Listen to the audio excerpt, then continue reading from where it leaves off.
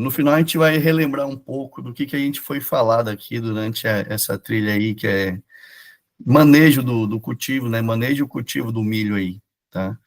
Foi uma trilha bem legal que eu acho que dá um suporte para vocês aí, para vocês darem todo o amparato aí, todo o suporte técnico para os clientes de vocês, né?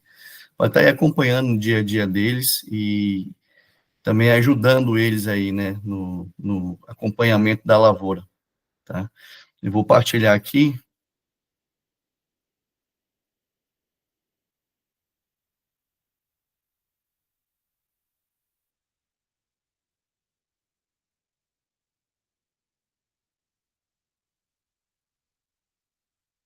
Quando estiver aparecendo, me dá um ok. Está aparecendo, sim. Só quiser Beleza. apresentar. Aí, perfeito. Então, beleza, pessoal. Então, hoje, a gente vai mergulhar aí nessa fase de colheita do milho, né? Tendo um foco aí em como que vocês podem estar ajudando o produtor a reduzir essas perdas e otimizar o manejo, né?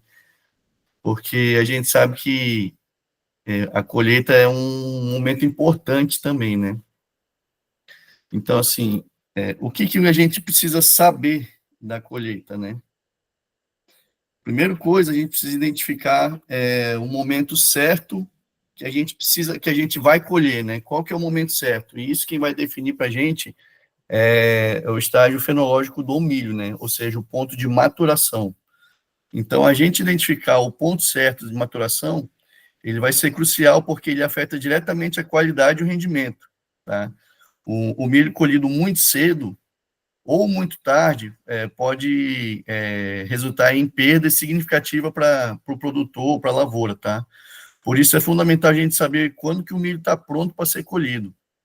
Então, a maturação ela vai determinar a qualidade do milho, o rendimento do produtor, e isso impacta tudo no lucro dele, né?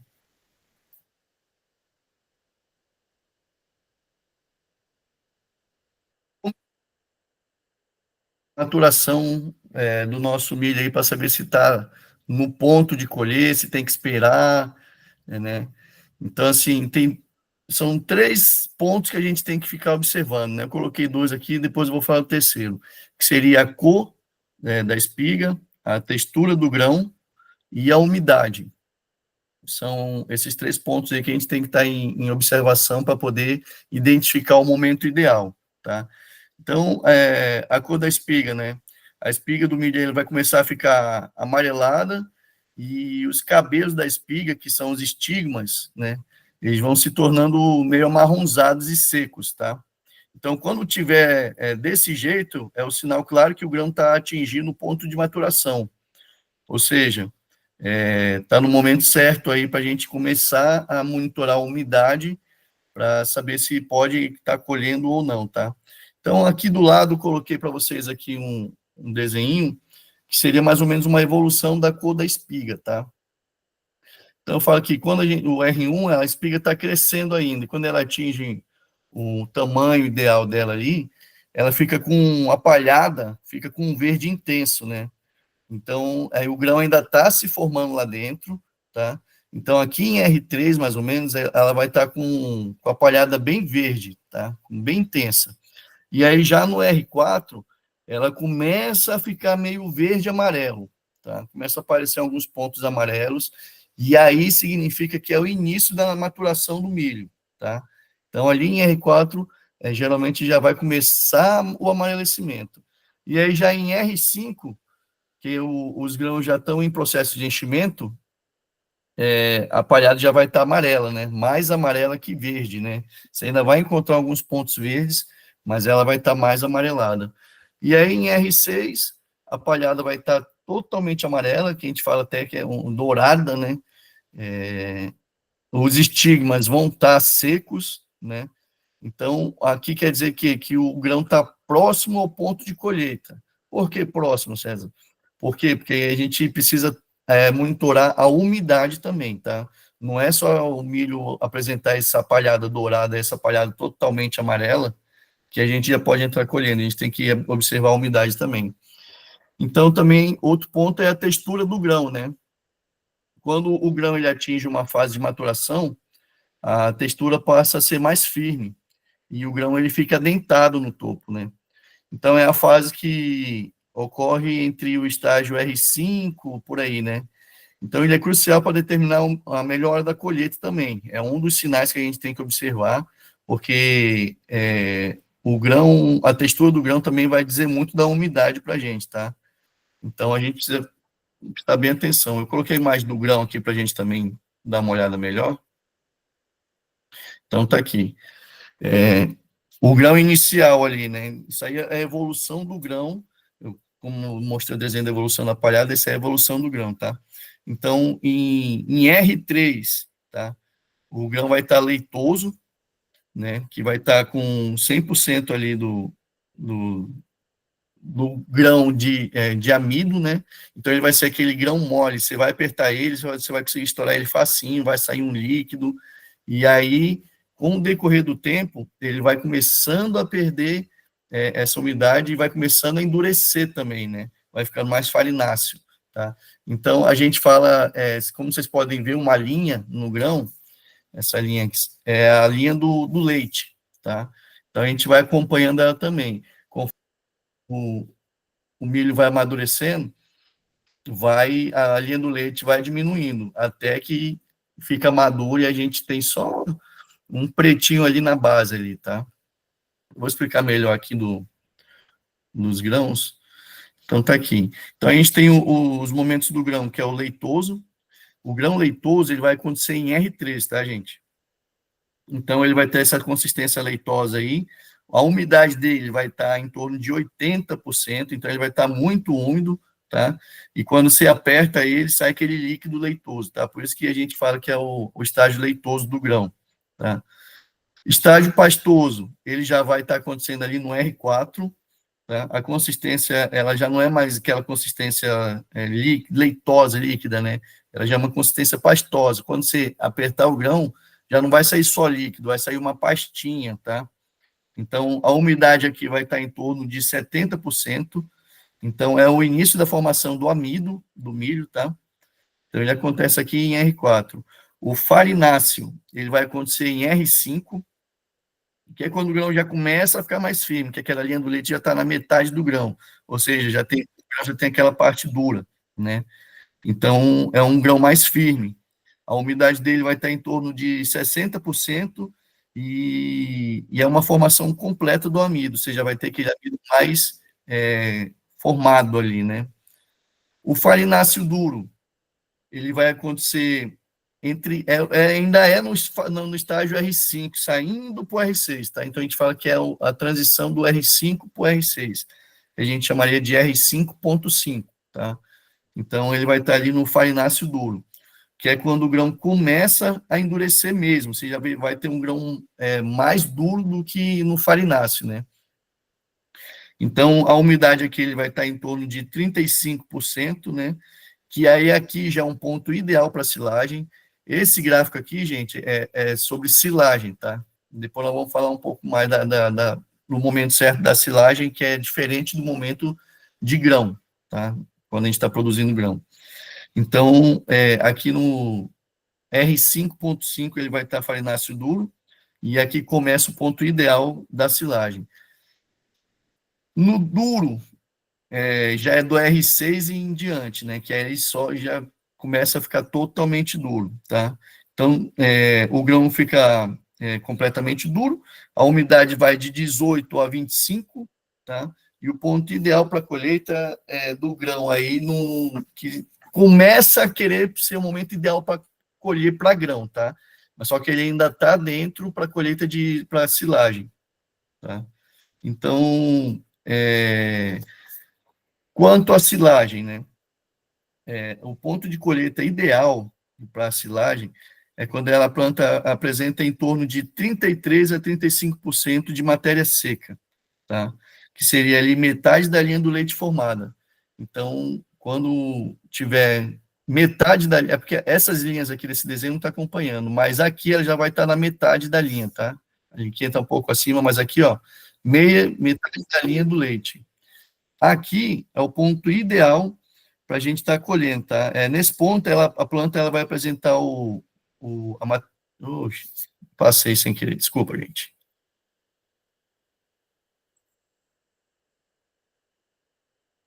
Então, aqui a planta vai começar a apresentar matéria seca em torno de 32% a 35%, tá?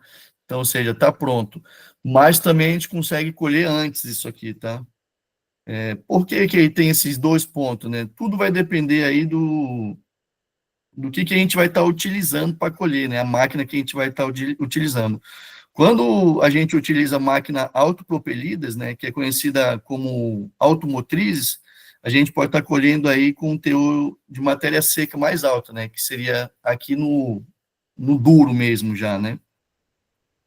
Então, no caso da silagem, aqui ela vai, quando a gente tiver com grão duro e estiver colhendo com essa máquina, o ideal seria colher aqui, tá? Porém, quando a gente usa a colheitadeira tradicional, a gente trabalha com um teor menor de matéria seca, tá? Que seria nessa fase de 30% a 32% aqui, tá? Então, a linha do leite ela vai estar um pouco mais acima do meio. Então, seria o momento ideal aí, os dois momentos ideal da colheita para a silagem. Então, começaria aqui, no farináceo duro, tá? E aí ir para o duro. Ou seja, na linha do leite um pouco acima do meio e a linha do leite no meio. Seriam os momentos ideais para a gente estar colhendo aí o nosso milho para silagem, tá? Quanto à umidade, qual que é a importância de a gente saber a umidade certa do grão, né? Então, a umidade, eu coloquei a faixa de umidade aqui, tanto do milho para grão quanto do milho para silagem, né? O milho para grão, a umidade ideal ali seria 18, 25, e de silagem seria entre 30 e 35, né? Como para silagem o milho vai ter um pouco mais de amido, né, que a linha do leite vai estar um pouco do meio para cima, então a umidade vai ser sempre um pouco mais alta. Então, o ideal seria de 30 a 35. Ah, César, mas eu já vi o pessoal colhendo com umidade maior para grão, com 27, com 30, né? Eles estão fazendo errado? Não, tudo aí, gente, vai depender de ajuste de manejo, tá? Isso aqui eu estou falando um cenário ideal, que a gente conseguisse controlar clima, conseguisse controlar o ambiente todo, em como um todo. O ponto ideal de umidade seria 18 para 25 para grão e silagem 30 a 35, tá? Então, quando o grão ele atinge ali 28% de umidade, já começa a ficar bom para colher o milho. Então, é quando os produtores já começam a colocar a máquina na beira da lavoura e ficar olhando o clima, começa já a fazer todo o movimento para começar a colheita. O 22, ali, ou seja, de 25 para 22, é o momento ideal para grão, tá?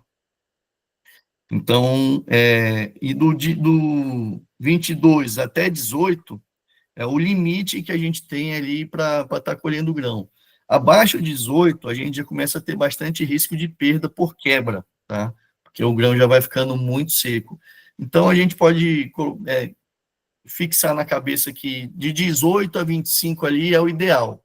18 o mínimo, a partir disso a gente já começa a ter um pouco de perda por quebra, e 25 a gente pode trabalhar melhor, pode chegar até colher com 30, dependendo aí do nosso clima, do nosso ambiente, né? Por que que a umidade é importante, tá? Se a gente colher a umidade aí acima ou abaixo, isso tudo resulta aí na qualidade do grão. Se a gente colhe uma umidade muito alta, a gente vai ter perda na hora de entregar no armazém, tá? Por quê? Porque o armazém vai ter todo um custo para poder secar mais esse grão, tá? Então, a gente vai ter ali a perda no armazenamento, porque tem um custo de secagem, tá? E a qualidade final também. O grão, por mais que a gente tenha uma estufa lá que seque o milho, ele fica melhor se ele for tirado no momento certo da lavoura, colher no momento certo, tá? Então, ou se a gente colher muito seco, a gente tem a perda por quebra. Então, a umidade é um dos principais também, né? Então, a gente tem ali a cor da espiga, a textura e a umidade. Mas, César, como que eu vou saber a umidade certa, né? A gente tem vários métodos, né? O mais prático é esse aparelhinho aí, gente. Isso aí é um aparelho portátil, é um sensor de umidade. Nessa tampa, a gente tem essa tampa aqui que a gente tira, ele tem um buraco onde a gente vai colocar um pouquinho de grão ali, fecha a tampa, e aí ele já vai conseguir calcular a umidade para a gente, tá? Então, é um dos métodos que a gente tem para estar identificando a umidade. Outro, mas César, eu não tenho esse aparelho, né? A gente tem um método rural, o nosso método raiz que a gente fala, que é o da unha, né? O método da unha. Como que é? Você vai pegar um grão e vai apertar com a unha nele. Se ele ficar marcado e não sair nenhum líquido, nem nada, e só ficar aquela marquinha da unha, é porque ele já está aí mais ou menos em 30% de umidade. Então já está começando a ficar bom, tá? Ah, César, mas eu não tenho nem o aparelho e não tenho nem essa habilidade da unha aí, né? As colheitadeiras, gente, elas calculam a umidade de colheita também, tá? Então, geralmente, o produtor, ele se guia muito pela colheitadeira. Porém, a gente tem que ter alguns pontos de atenção nisso, porque a colheitadeira tem que estar regulada certinha, os equipamentos têm que estar tudo revisado para não ter erro, né? Então, o produtor, o que ele gosta de fazer? Vamos testar, ver se está bom? Ele entra um pouco colhendo, e aí ele consegue perceber ali a umidade. Se ele vê que a umidade está boa, ele toca, vai embora, né? Então, a gente não consegue colher se a gente não souber a umidade, tá? A cor da espiga e a textura vai conseguir ajudar a gente a sinalizar que o milho já está pronto para ser colhido, mas relativamente pronto, porque aí a gente tem que começar a monitorar a umidade. A umidade chegou no ponto, no nível ideal ali, vamos para cima, vamos começar a colher, tá? Então, muita atenção na umidade aí. Ah, mas que nem está falando, né? O cliente, às vezes, colhe com uma umidade mais alta, uma umidade mais baixa. Tudo isso vai refletir, gente, em produtividade, tá? Tudo isso aí, colheu o milho da concorrência na umidade ideal e a nossa na umidade não ideal, né? Um pouco mais seca ou um pouco mais úmida. E aí a gente tem que fazer o desconto da umidade, ou a gente vai ter perda por quebra, né? E aí, no final, o nosso produto, nossa semente vai acabar rendendo pouco, nosso milho, menos do que o da concorrência. Por quê? Porque o da concorrência foi colhido na umidade ideal. Então, tudo isso vocês têm que ficar atento na hora da colheita lá. Principalmente em áreas que vocês têm lado a lado, áreas que vocês têm concorrência. Isso aí é importante, você vê o quanto que está colhendo a umidade do seu milho e a umidade do concorrente ali, para a gente ter tudo isso na ponta da língua na hora que o produtor vinha questionar a nossa produtividade, tá? E aí a gente tem que estar sempre orientando, né? Sempre tem os produtores indecisos, né? Ah, será que tá bom? Será que não tá? A gente faz esses testes aí, olha a cor da espiga, tudo, e aí a gente fala, não, dá para colher, a umidade está boa, dá para colher, mas dá para esperar mais um pouco, né? Para a gente entrar na faixa ideal. Então, o que determina o momento ideal para a gente estar colhendo, né? Então, você pode falar que o que a gente precisa saber para estar colhendo ou não é questão de condição climática, a umidade do grão e a janela de qualidade, né? Que seria aquela janela da umidade ideal ali. Então, quanto à condição climática, né? Se tiver previsão de chuva, de vento, essas coisas, a gente tem que tomar uma decisão, se a gente entra colhendo ou se a gente espera, né? Então, assim, as condições climáticas, como a chuva e o vento, têm impacto significativo no momento da colheita. Climas excessivamente úmidos pode atrasar a colheita, enquanto ventos fortes podem danificar as plantações, que aí dá acamamento, né? Umidade do grão é um fator crucial para determinar os momentos ideais da colheita, né? O grão com umidade excessiva pode resultar em perda e deteriorização, enquanto a umidade ideal garante uma qualidade do produto, né? A janela de qualidade refere-se ao período em que o grão atinge o máximo potencial de qualidade, né? Que está na umidade certa, tudo certo, né? Colher nesse momento é essencial para garantir, só que nem sempre dá, né, gente? A gente sabe que a gente tem os intempéries climáticas, situações adversas, né? Então, quanto a clima, né? A gente tem que estar sempre monitorando aí clima aí para poder estar ajudando o produtor, pegando previsões e tudo mais, né? Se você viu que a lavoura do cliente está madura, né? Apresentou a espiga ali já bem amarela, já a linha do leite ali já está abaixo do meio, só está esperando a umidade certa, olhar o clima, né? Ver como é que está a questão de chuva para a região de vocês aí também, tá? Então, o impacto de chuva. A chuva intensa ela pode aumentar a umidade, criar um ambiente propício para desenvolvimento de mofo, ou seja, às vezes a gente vai pegar aí uma semana que vai chover 5, 6 dias seguidos, né? Então a gente não consegue entrar porque vai estar uma umidade muito alta, e aí a gente tem que ficar atento para o mofo ali também, né? Então, isso aí afeta negativamente a qualidade e a quantidade da colheita, né? Ou seja, o resultado de produção, tornando essencial muito também a previsão de chuva. Tempo seco. Condição de tempo seco, ela favorece a secagem natural da colheita, que é benéfico para evitar a formação de fungo e manter a qualidade do produto. Porém, é importante garantir que a secagem ocorra de maneira adequada para não comprometer a colheita, ou seja, até 18 de umidade ali. Se ficar mais seco que isso, já é prejudicial, porque a gente tem perda por quebra. Tá? Então, o monitoramento do clima é muito importante, tá? Para a gente poder tomar a decisão se já começa entrando ou se a gente espera mais um pouco. Então, eu até fiz um mapinha mental aqui para a gente, como que a gente deve ajustar, né? Questão de chuva e tal. Olhou a previsão, tem chuva prevista? Sim. Colher, se a previsão indica chuva, deve realizar a colheita imediatamente para evitar perdas. Ou seja, se a umidade estiver em torno de 30, 28, mas não está no ideal.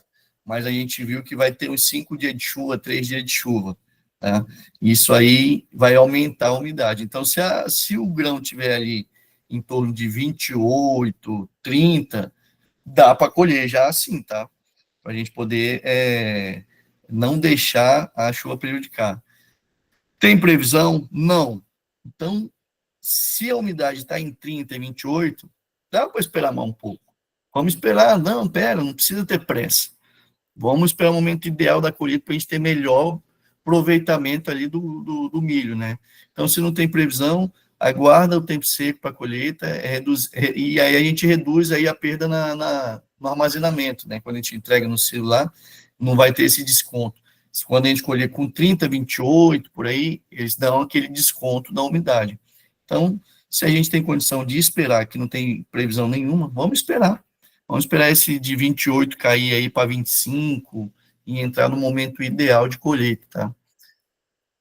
Então, a gente tem que estar sempre ajudando o produtor nisso aí, nessas decisões, né? E aí a gente tem aqui os prós e contras das nossas decisões, né? Se a gente está ali com um cenário aí que estamos com umidade de 30 do milho, né? E uma previsão de chuva, vamos colher agora. Quais são os prós dessa decisão? A gente evita a perda de colheita devido à chuva que vai vir, né? E por quê? Porque a gente evita essa probabilidade de surgir fungo, tá? Então, a gente não perde tanto, né? Perde um pouco na hora do desconto da armazenagem, mas não tanto quanto poderia perder, porque de repente a chuva começa a dar 5, 6 dias e emendar uma na outra, e a gente não consegue mais ter a umidade adequada, e aí vai começando a aparecer doenças dos fungos, tá?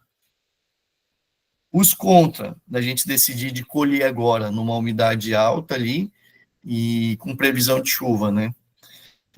Redução da qualidade da colheita devido à umidade, né? Então, a gente tem essa perda da qualidade e no armazenamento também, que é descontado. Então, a gente tem que tomar uma decisão, tá? Então, por isso que se vocês veem muita gente colhendo a 28, 30 por causa de clima. A gente tem que ver se vai ter um clima favorável lá para frente ou não. Então, a gente tem esses prós e contras. Aí, se a gente decidir esperar, né, quais são os prós disso? Aproveitar melhores condições climáticas, aumentando a qualidade da colheita, deixar o grão secar lá na lavoura, que é o melhor, que a gente não tem custo com desconto de umidade, nem nada, né?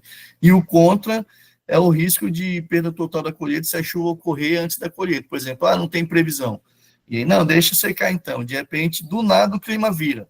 Vem uma laninha, um ninho, esses meninos que gostam de correr no clima aí, e aí começa a dar um monte de chuva, uma atrás da outra ali, que não estava prevista, e aí você começa a dar fumo e começa a perder, né? Então, é sempre atento, né? Monitorar o clima, tá? Para a gente poder planejar a colheita ali.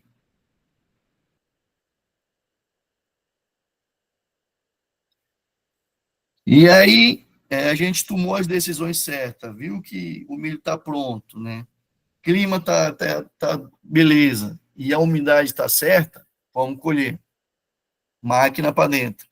E aí a gente tem que ficar atento nas perdas que a gente pode ter nessa colheita, tá? Então, a gente tem que aprender a reconhecer e minimizar a perda durante a colheita com ajustes simples e eficazes, tá? Então, pessoal, a má regulação de colheitadeira, ela reduz numa perda significativa, tá? Estudos dizem aí que a gente pode perder na colheita de 7 a 8%, tá? Então, imagina só, a gente fazer todo o trabalho que a gente tem acompanhado aí, aprendendo aqui nos módulos, né? Desde lá da escolha da semente, né? Pegar uma semente de boa qualidade, investir numa semente com tecnologia, cara, realizar uma adubação adequada, né? Fazer todo aquele monitoramento de lavoura para não deixar as pragas infestarem, doenças e tudo mais. E ter todo esse trabalho e aí chegar nesse momento da colheita, por causa da regulagem da plantadeira, a gente ter perda aí de 10% ou mais, né? Cara, é jogar o nosso trabalho no lixo, né? Tudo que a gente fez aí, a gente não dá valor em nada do que foi feito. Então, a gente tem que estar pegando no pé do produtor, tá? O produtor, às vezes, gosta de, não fiz revisão porque, né, o ano passado eu fiz, e aí eu colhi pouquinho, nem colhi muito, e aí eu não fiz esse ano. Cara, mas uma revisãozinha, aí o produtor, ele mesmo já consegue fazer revisão, né? Não precisa nem ficar levando. Só que muitas vezes ele percebe que tem que trocar uma peça ou outra, e aí ele quer economizar isso. E aí é aquela economia que sai caro, né? Que às vezes a gente está perdendo na lavoura ali, e aí, mas só que ele não quer saber o que ele vai perder na lavoura por falta de manutenção. Ele vai culpar quem? Vai culpar o material. Não é o material que é ruim, é o material que não deu, que não rendeu. Mas é a colheitadeira que está jogando o milho para fora ali, ó. Está colhendo, está jogando fora, tá? Então, a gente tem que pegar no pé dele. Fez a revisão? Revisou? Ah, não revisei. Por quê? Ah, não sei o que lá. Se ele falar que não fez revisão nem nada, e mesmo que ele tenha feito revisão, vamos para o campo. Na hora que começar a colher, a gente vai monitorar essas perdas aí na colheita, tá? Então, assim, e trazendo uma informação mais também, né? As pesquisas, Renato, que o nível de tolerância de perda, na colheita ali é de 1,5 saco, tá? Para o milho. Então, se a gente vê que está perdendo mais de 1,5 saco ali na colheita, está errado. Ou a máquina está desregulada, tem alguma coisa acontecendo errada ali, o produtor está correndo demais, tá? Então, vamos ficar atento aí no momento da colheita também, né? Então, perdas na hora da colheita, dois fatores, má regulagem e perda por atraso, né? Então, na má regulagem, ali, ajustar a colhedeira, né, ajuda a gente a minimizar as perdas. A colhedeira bem regulada, ela pode aumentar a eficiência na colheita e reduzir prejuízo. Então, verificar regularmente aí se todos os componentes estão ajustados corretamente, tá? Então, a colheitadeira tem vários componentes, né? Então, a gente tem prestar atenção na velocidade, a velocidade ideal de uma colheita é de 4 a 6 quilômetros por hora. Acima disso, o produtor pode estar perdendo, tá? Por estar correndo muito. Por quê? Porque a velocidade, ela determina ali a quantidade que a colheitadeira está botando de milho para dentro. E ela tem uma capacidade máxima ali, onde ela vai fazendo peneiras, tirando sabugando ali, né? Então, se colocar muito para dentro, ela não consegue. Aí ela começa a cuspir, ela tem uma quantidade certa ali de trabalho. Então, se você colocar, é que nem a gente comendo. Se a gente começar a colocar muita comida na boca, vai ter uma hora que a nossa boca enche e a comida vai começar a cair, né? A gente vai começar a perder comida ali. Mesma coisa a colhedeira. A boca da colhedeira tem uma dimensão que ela consegue, tá? Então, é se atentar aí na velocidade da máquina, tá? No cilindro debulhador, se está tudo certo, se ele está debulhando bem, tá? No rolo espigador, na peneira, no ventilador, no tanque graneleiro. Então, são vários componentes ali que a gente que pode atrapalhar a gente no momento da colheita, tá? E aí a colheita por perda e por atraso, né? Colher no momento certo é crucial para evitar perdas. O tempo da colheita deve ser cuidadosamente planejado para garantir que a produção seja feita no auge do seu potencial, evitando assim a deteriorização e a perda da qualidade. Ou seja, a umidade certa ali, né? O momento certo. E às vezes o produtor vê ali que vai chover, e aí está com peça para colher e sai correndo. Então, gente, a velocidade 4 a 6 km por hora, acima ou abaixo disso aí. Abaixo você vai estar tendo perda por eficiência, né? E acima disso aí você vai estar tendo perda porque está jogando muito milho na boca da colhedeira ali, ela não consegue absorver tudo de uma vez, tá? Então, vamos ficar atento aí na hora da colheita, tá?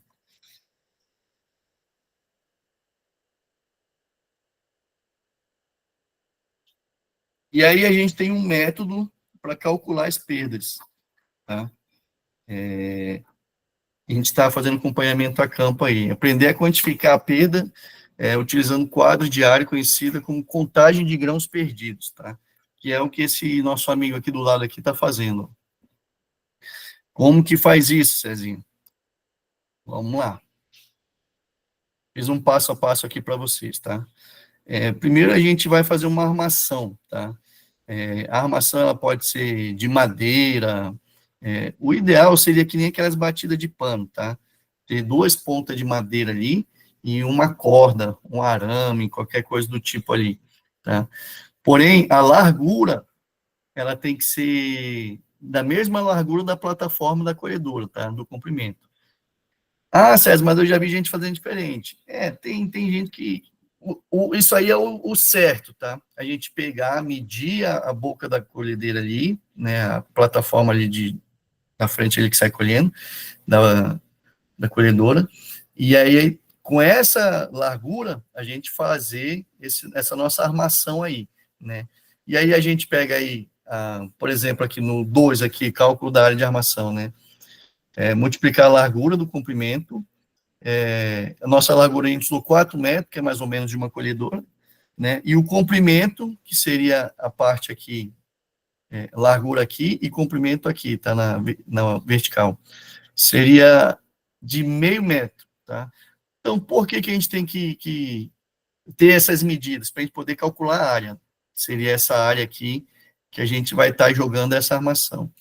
Tem gente que otimiza isso, em vez de fazer do tamanho da plataforma ali da colhedora, eles fazem um quadrado, com uma área ali de 2 metros quadrados, ou 1 metro quadrado, tá? E aí vão jogando aquilo ali que fica mais prático para eles irem jogando, tá? Mas se você quer fazer um trem bem elaborado, bem feito mesmo, é dessa forma que é feito. Mas vocês podem fazer com esse quadradinho aí de 1 metro quadrado ou de 2 metros quadrados, seria ideal, né? Então, se vocês, depois de pronta essa armação aí, como vocês acharam melhor para manusear, vocês vão para o campo, posiciona a armação no local em que a colhedora passou, né? Ou seja, vão indo atrás da colhedeira mesmo. Ela vai colhendo, vocês vão lá atrás e arma ali o quadrado ali, a armação ali. E dentro dessa área aí da armação, vocês vão coletar quantos grãos vocês vão achar nessa área, tá? Cezinho, eu achei uma espiga, eu não achei grão. Debulha a espiga e pega os grãos, porque aquilo ali é grão, tá?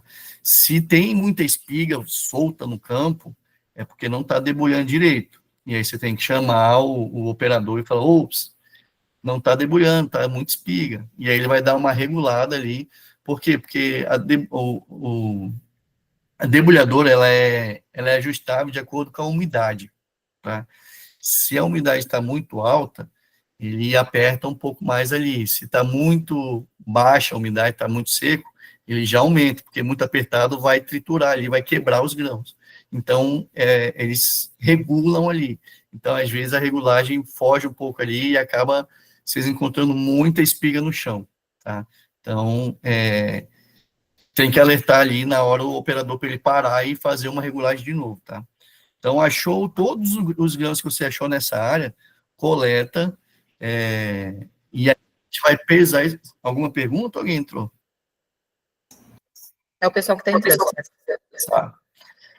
Então, vocês coletam, porque a gente vai ter que pesar isso, tá? E aí a gente pesa, e aí como que a gente faz essas contas, tá? Então, com o peso da perda dos grãos, né, nessa área da armação aí, estipule essa perda para 1 hectare. Então, a gente vai ter como referência 1 hectare, que seria 10 mil metros quadrados. A gente tem o nosso quadradinho ali, a nossa área que a gente escolheu de 2 metros quadrados, então a gente vai ter como referência 1 hectare, tá? Então, exemplo, vamos dizer ali que a gente colheu os grãos ali e deu 13 gramas, tá? Então, regrinha de 3, prático, fácil, e é a ferramenta do campo nossa aí, né? 13 gramas está para 2 metros, assim como o X está para 10 mil metros, tá? Por que 10 mil metros? Porque 1 hectare tem 10 mil metros quadrados, tá? Então, fez a regrinha de 3 ali, encontrou ali um valor de 65 quilos por hectare, que é a estimativa de perda. E aí, como vocês lembram, a tolerância de perda é de 1,5 saco, tá? Então, se ele achou 65, no nosso exemplo aí, equivale a 1,08 saques por hectare, tá? Então, é uma perda aceitável. Então, tá tudo bem, tá? Nossa, mas tá perdendo 1 saco. Cara, a gente vai ter perda, tá? A gente vai ter um pouco aí, mas o aceitável é até 1,5 saco, tá? Abaixo disso aí, você pode dizer que não, tá tudo certo, pode tocar. Então, a gente não tá tendo tanto perda no campo aí, tá bom? Outro método que tem é o método desse copinho aqui, ó. Isso aqui a Embrapa ela já fez, aonde a gente não precisa pesar os grãos. Aí todos os grãos que a gente achar nessa área, a gente joga nesse copo e ele vai ter as medidas aqui certinho, já que ele associou o peso com volume ali, e aí eles conseguiram formular esse copo, que aí vai dar certinho ali o quanto que está perdendo. De acordo com que nem colocou aqui, com certeza aqui tem, aqui está perdendo 2 sacos, 1 saco, 1,5 saco, tá? Então, não precisa nem pesar. Então, esse copo aí, às vezes você acha em casa agropecuária, né? Se não tiver, gente, vamos para o tradicionalzão mesmo. Compra uma balancinha lá e um copinho, e a gente vai no peso mesmo, faz a conta e peia, né? Vamos mostrar que a gente sabe fazer. Mas se tiver o copinho, tá feito. Você não precisa nem ficar fazendo conta, não precisa ficar, é só pegar os grãos, colocar ali dentro e olhar a medida ali. Ele já vai te dar quanto que você está perdendo, quantas sacas você está perdendo aí por hectare, tá?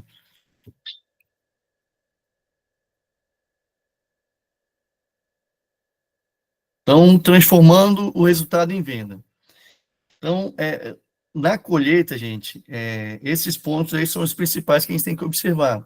O momento ideal, a maturação, se o milho está maduro ou não. Não é que o milho, se você passar na lavoura, o milho estiver maduro, vai lá no produtor, no cliente, fala, o milho está maduro, né? Tem programação, você já sabe quando que vai colher, e aí a conversa vai continuando. Ah, eu fui lá, mas a umidade não está boa ainda, a gente vai esperar mais um pouco, aí vai esperar, mas você já consultou o clima, a previsão, como é que tá? Então, tudo isso aí, gente, vocês vão conversando com o produtor, vocês vão mostrando que vocês estão ajudando ele no monitoramento, no cuidado da lavoura, tudo isso aí gera relacionamento, tá? Todo esse processo que a gente fez nessa trilha aí que a gente abordou, isso ajuda vocês a criar relacionamento, tá? Então, os pontos principais da gente aí na colheita é maturação, que a gente já sabe como identificar a maturação, umidade, ficar atento no clima, e as perdas que a gente tem aí a campo, né? Seja por regulagem de máquina ou por desgaste mesmo, alguma coisa do tipo, tá? Então, agora vocês já sabem fazer o cálculo de perda aí, para saber se a perda está dentro do permitido, né? Ou se está muito alto. Se estiver muito alto, vocês têm que chamar o produtor, o operador, a gente tem que fazer uma regulagem. E aí, ir cuidando disso. O produtor sempre vai ver isso com bons olhos, tá? Ele vai te agradecer no final, ou ele vai querer sempre que você esteja lá, tá? Você vai começar a ter uma relação de confiança com o produtor, que vai falar o quê? Cara, o cara cuidou da minha lavoura. O cara veio aqui desde a da época do plantio, tá aqui comigo, e praga e doença, e ele palpitando, e falando, me orientando. Cara, isso aí cria um relacionamento de confiança sinistro, tá? E é o que a gente quer, tá? Então, é acompanhar todo o processo, tá? Como que a gente vai transformar esses resultados aí, esses trabalhos todo que a gente fez em venda. Acompanha todo o processo, desde lá do plantio até a colheita, né? Organiza todos os dados, não é só ir lá e ficar de conversa fiada e pronto, porque, gente, produtor tem memória curta.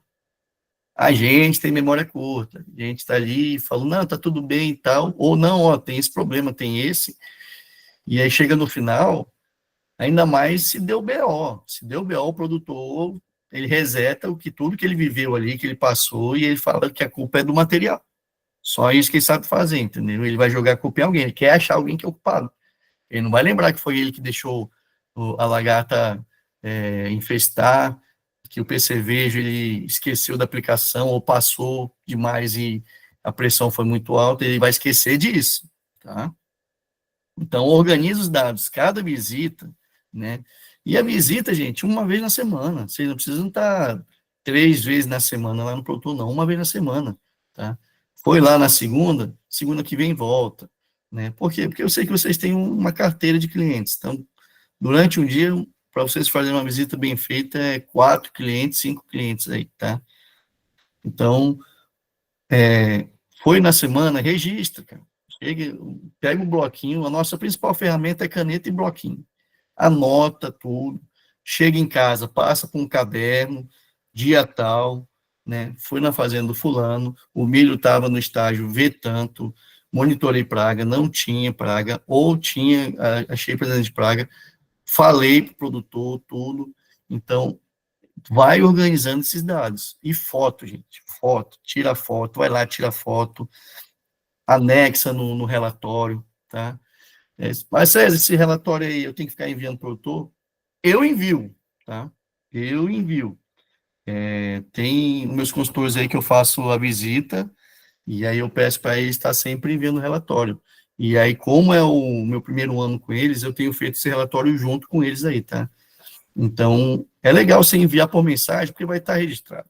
Vai estar tudo registradinho, então se ele vier com graça que esqueceu ou que não lembra, você mostra a mensagem para ele, ó, tá aqui, ó. Então não tem erro. Ou só vai anotando mesmo, tá? Porque no final, acabou a colheita, tudo, fez aquela churrascada, né? De comemoração, de fim de safra e tal, já intima o produtor nos dias seguintes aí para fazer um fechamento de safra, né? Fulano, você vai ter tempo aí, porque depois da colheita ele fica folgado, tá? Ele começa a viajar, vai pescar, vai fazer alguma coisa, né? Então ele vai ter aquele momento tranquilo ali. Chama ele para conversar, fala, fulano, queria ver contigo aí uma manhã aí, uma horinha para a gente sentar e conversar, para me te mostrar aí como que foi a nossa safra aí, tá? Cara, produtor nenhum vai falar que não, tá? Ainda mais se vocês têm relacionamento. Não, vem tal dia, tal, tal. Eu gosto de fazer isso sempre com um churrasquinho também, tá? Mas um churrasquinho particular. Ou um café da manhã, alguma coisa, eu levo café e tudo mais. Aí vai de vocês, tá? Mas se não, se quiser só conversar mesmo, fazer reunião, mas tem que ter o fechamento de safra, tá? No final da colheita, chama o cliente para um fechamento de safra.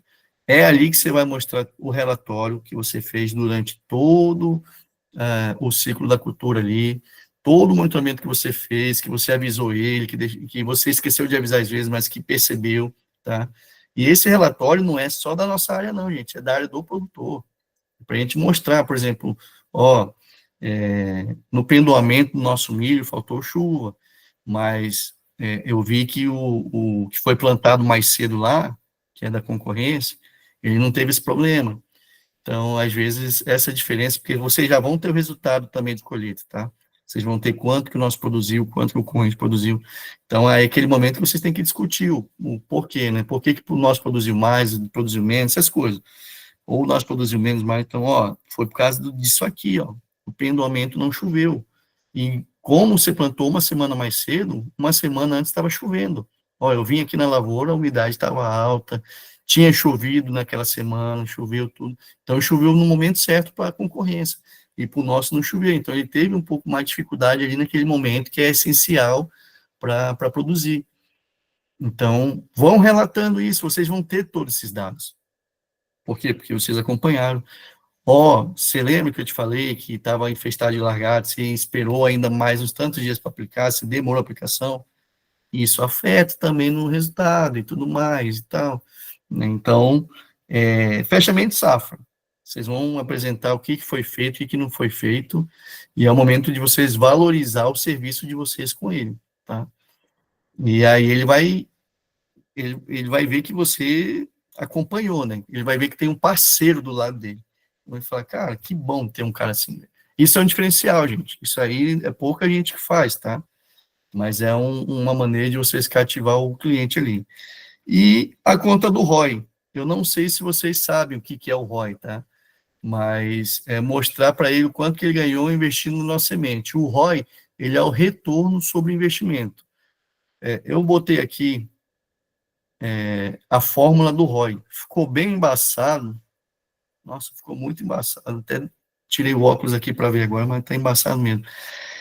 O ROI é o retorno sobre investimento. César, o que é isso? É que nem eu falo para os meus consultores. O produtor, às vezes, ele fica iludido com produtividade.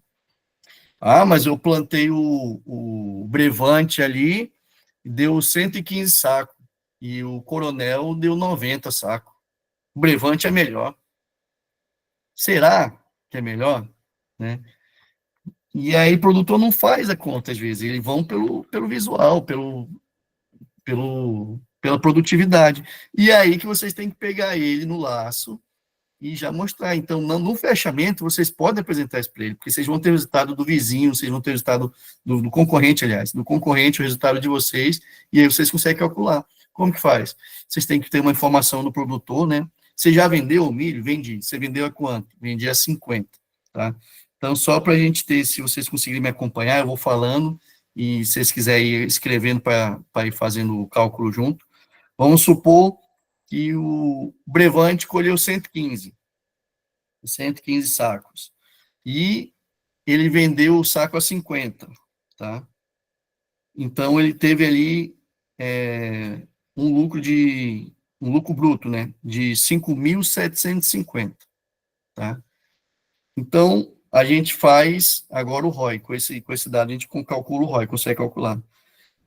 Tá, fulano, mas quanto que você pagou no Brevante? E a gente sabe os preços de mercado. Se ele mentir, né, pergunta ou... Tá, vou continuando aqui. Pode me interromper, gente, se for perguntar. Então, a gente pega esse valor de 5.750, que foi a produtividade vezes o quanto que ele conseguiu vender, subtrai do valor investido, vamos pegar no semente brevante. Semente brevante aí não custa menos de 900, tá? Então, vamos colocar um valor de R$ 900 aí, tá? Menos 900.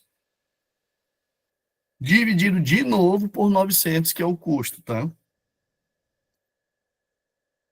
Ou seja, ele teve um retorno de R$ 5,3, tá?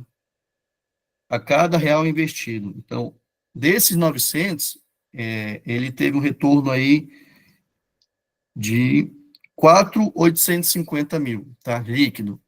E aí vamos fazer o nosso. O Coronel deu 90, né? 90 vezes 50 que ele vendeu, 4.500. Menos 550, se ele comprou a prazo, ou 500 à vista, tá? 3.950 dividido por 550 de novo, 7,18, né? 7,1. Ou seja, a cada real investido no nosso milho, ele tem um retorno de R$ 7,10. A cada real investido no Brevante, ele tem um retorno de R$ 5,03. E aí eu falo para vocês, quem que foi melhor? O Brevante que colheu 115 ou o Coronel que colheu 90? A gente mostra para ele com conta que é muito viável ele investir no Coronel, que dá um retorno maior para ele, que um Brevante que é marca, status, às vezes, né? Gente, eu fiz essa conta para um produtor e ele ficou perturbadinho. Ele falou, não, porque eu tenho que plantar o Brevante, eu não vou ficar fazendo essas contas não, senão não vou plantar. Então, você vê já o perfil dele, que é um perfil de status, né? Que é plantar Brevante, para falar na região que planta Brevante, cara de marca, força de marca, essas coisas. Mas o produtor, empresário, ele gosta dessa conta. Na hora que ele vê essa conta, ele vai falar, caramba, eu estou plantando Brevante de bobo, então, né? Estou achando que, 115, estou colhendo bem. Não, mas, 7,1 contra 5,3, né? Então, dá a diferença aí de 1,8 reais por material, né? Então, aqui nessa conta, você consegue mostrar para ele que o nosso milho, ele tem um custo-benefício melhor que o Brevante, tá? Mas o Brevante produz mais, mas é mais caro, ele tem que produzir mais mesmo, tá?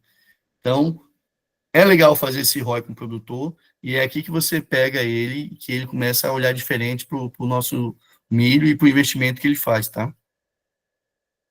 Correr um pouco aqui que estamos no pique. Então tá, um resumo aí sobre a nossa trilha, né?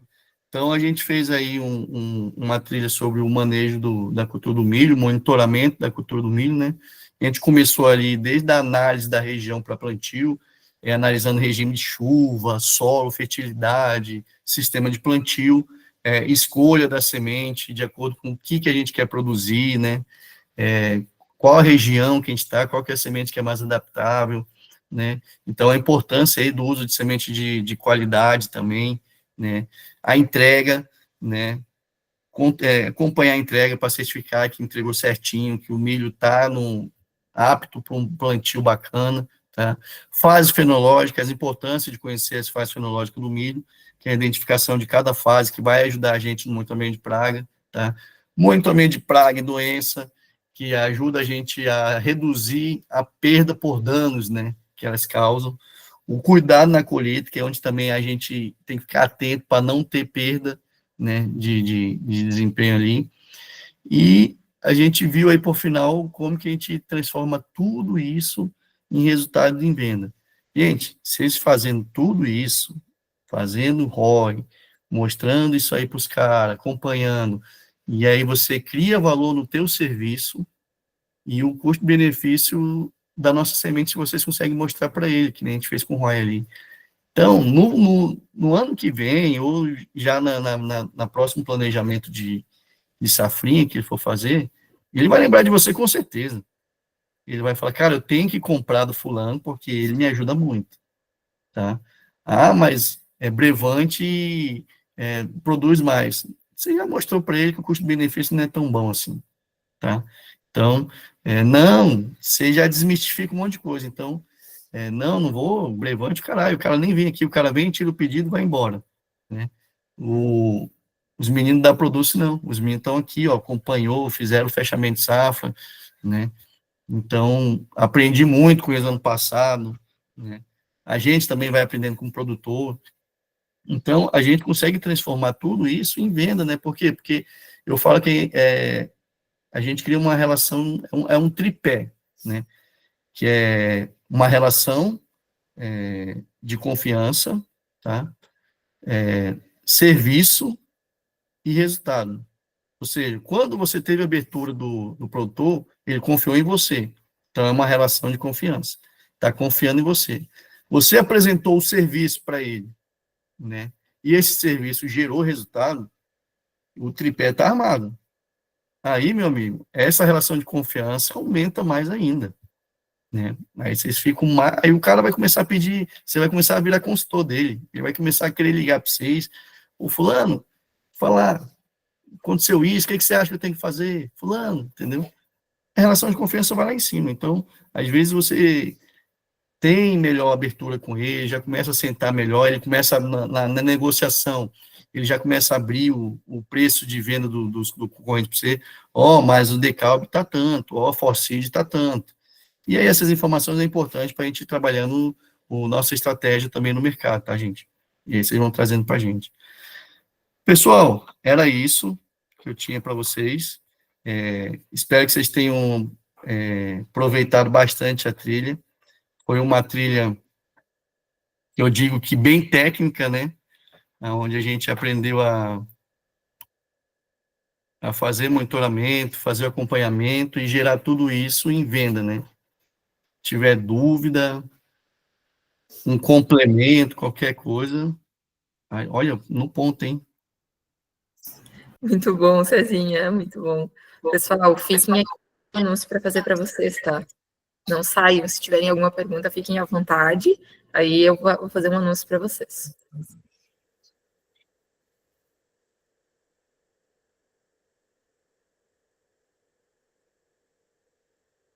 Acho que não temos perguntas, então. O Cláudio pediu, César, para tu repetir a conta do ROI. Vamos lá. Deixa eu compartilhar de novo aqui.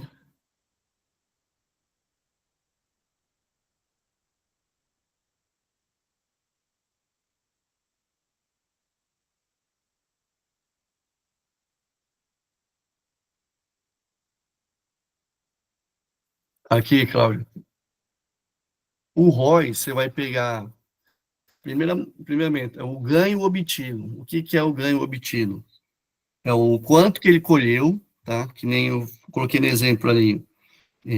Colheu 115 sacos, tá? E quanto que ele vendeu esse milho, né? Você tem que perguntar para o produtor, o teu milho está vendido? Não, vai vender? E se ele falar que não vendeu ainda, mas ele nem vendeu, como que eu vou ter, né? No mercado, a gente sabe o valor do preço do milho. O milho está 50, o milho está 55, o milho está 40, né? Então, se ele tiver vendido já, então a gente tem que contar com o que ele vendeu. Vendeu a quanto? Vendia a 50.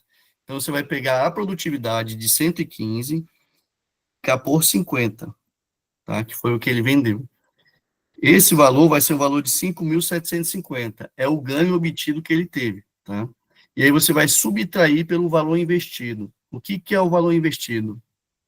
O valor investido é quanto ele pagou na semente, tá? Paguei R$ 900 na semente, então você vai pegar esses 1.750, que é do ganho obtido, e subtrair por 900. E aí você pega esse valor e divide pelo valor investido de novo, que é o valor de 900. Aí você vai ter aí um retorno de R$ 5,38 a cada real investido. Cezinha, mas você esqueceu de falar a multiplicação por 100. Isso aqui é para você dar em porcentagem para ele, tá? Se você quiser dar em porcentagem, aí você multiplica esse valor por 100, tá? Que aí nós vamos ter aí um retorno de 538% em cima do investimento dele.